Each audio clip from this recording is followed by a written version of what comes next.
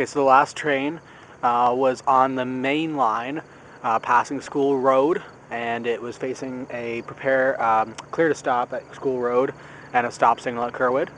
And that's because this train that's coming up now was going into the siding at Curwood and coming out on School Road, and now it's going by Strathroy.